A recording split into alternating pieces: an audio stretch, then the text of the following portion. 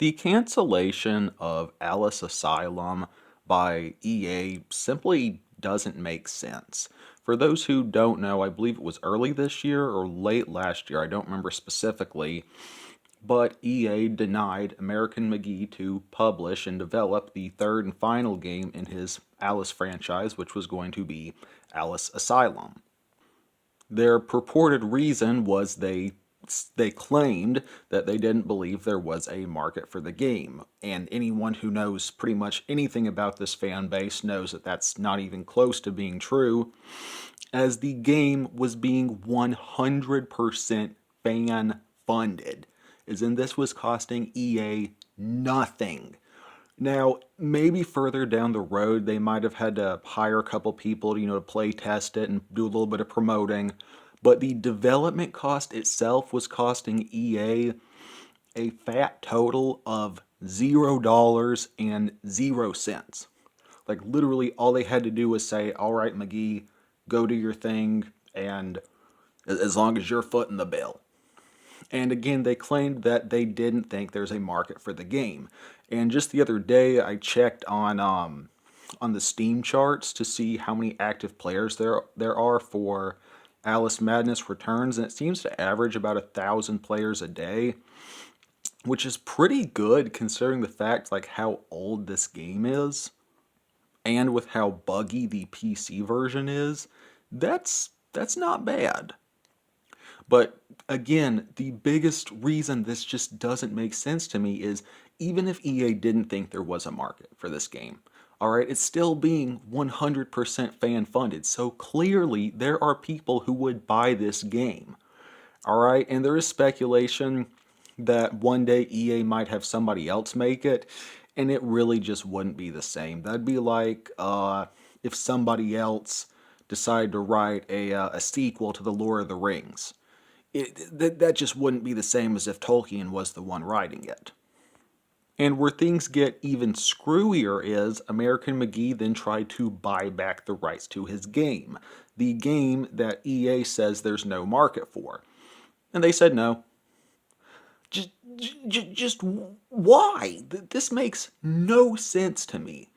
I don't know what kind of business practice they're trying to do. They say they don't think there's a market for the game, but they're not willing to sell it either. I'm like, if somebody's offering to buy your IP off of you, clearly somebody is interested in buying it. And if the game is being fan funded, clearly people are interested in buying it. I would have bought 2 copies on day one. All right, 2 copies. So there for anyone from EA who might happen to be watching this video.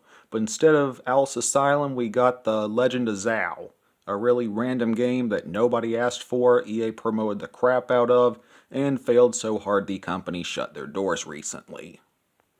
But again, it just doesn't make sense to me.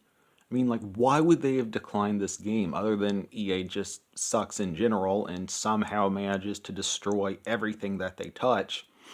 But I would like to state for the record, if my understanding is not mistaken, both American McGee's Alice and Alice Madness Returns both outsold EA's expectations, which is something very rare, as they are known for having insanely high expectations, such as for like Dead Space 3, Battlefield 5, Medal of Honor Warfighter.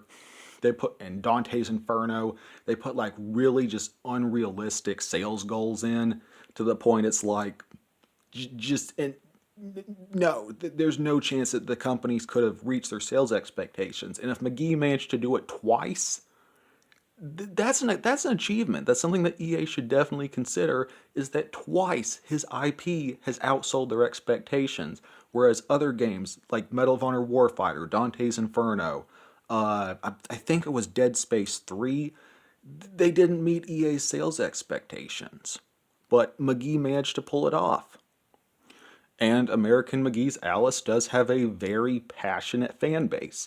Now, that being said, it's not the same size as like Battlefield's fan base or something like that, but it's a very, very passionate fan base. I mean, again, if they were like, it was literally the fans making this game happen.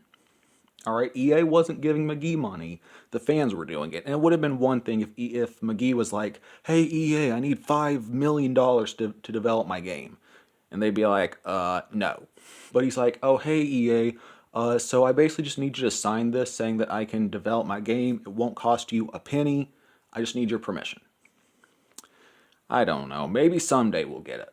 Maybe someday. I have heard rumors or speculation or something that apparently there's some development team who's using the design Bible to try to make a game similar to it. Like they're basically just copying what McGee made, but changing it enough to pass the copyright laws. To pass it off as their own thing.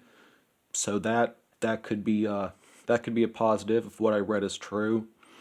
But what do y'all think about this? I mean, EA just sucks in general. Okay, I think the vast majority of us can agree that EA just sucks and they somehow manage to destroy everything that they touch. But anyways, thanks for watching. For anyone new here, I mostly play, review, and discuss zombie and horror games, so feel free to check out some of my other content if that sounds interesting.